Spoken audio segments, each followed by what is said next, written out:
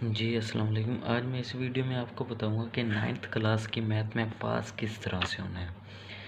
आप 2 से 3 दिन बैठ के पढ़ें, तवज्जो से पढ़ें, जो मैं आपको बता रहा हूँ आप पास हो जाएंगे, इजीली पास होंगे। सबसे पहले आप तो एक्सरसाइज की रिव्यू एक्सरसाइज में हमारे पास क्या होगा, ऑब्जेक्टिव्स होंगी। अब सारी की सारी वो कर लें।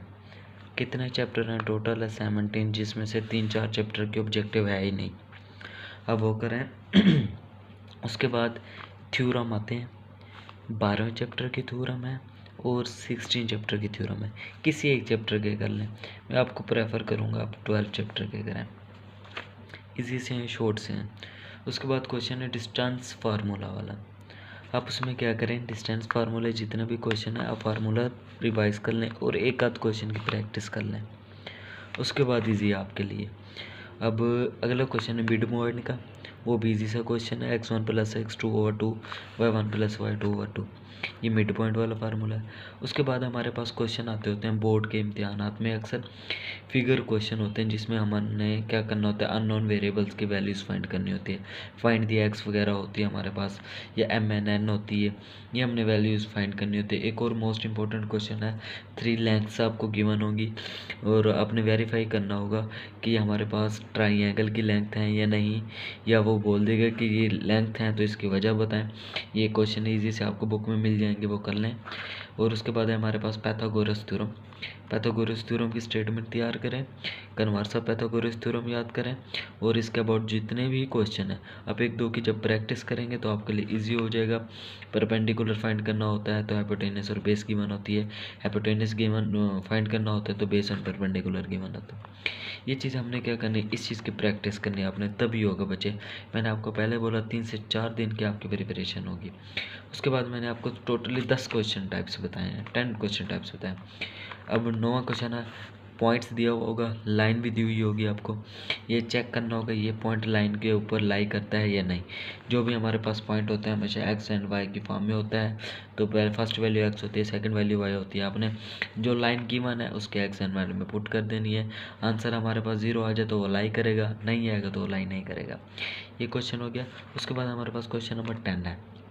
क्वेश्चन नंबर 10 में हमारे पास क्या होता है, एक इक्वेशन दी होती है, हमने उसको क्या करना है, तो y=mx+c की फॉर्म में लेके आना होता है और हमने इससे कंपेयर कर लेना है और फाइंड द m&c।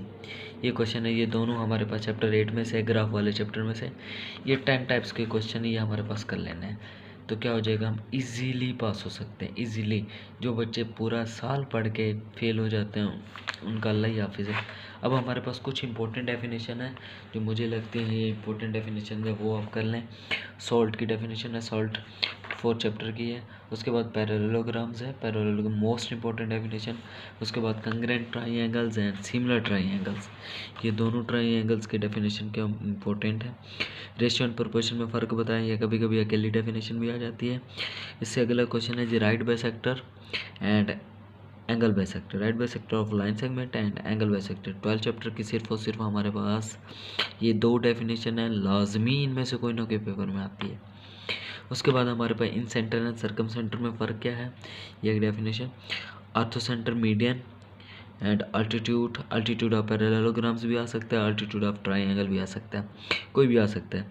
या सिंपली हाइट भी पूछा हुआ होता है तो वो भी हमारे पास अल्टीट्यूड होता है। और क्वेश्चन नंबर 9 देखें, हमारे पास पास्टुलेट। आप एक पास्टुलेट को कंसेप्ट से पढ़ें तो आल के आल पास्टुलेट हमें याद हो जाएंगे, साइड साइड है, साइड एंगल साइड है, जो भी।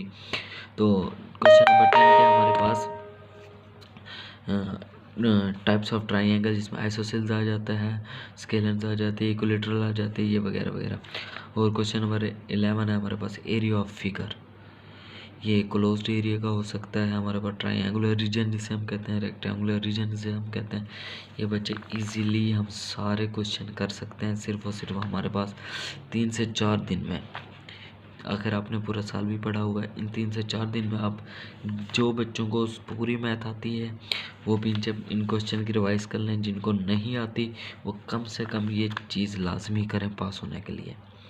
हमारे पास देखें रिव्यू ऑब्जेक्टिव है 13 मार्क्स, कम से कम 13 वो हो जाएंगे।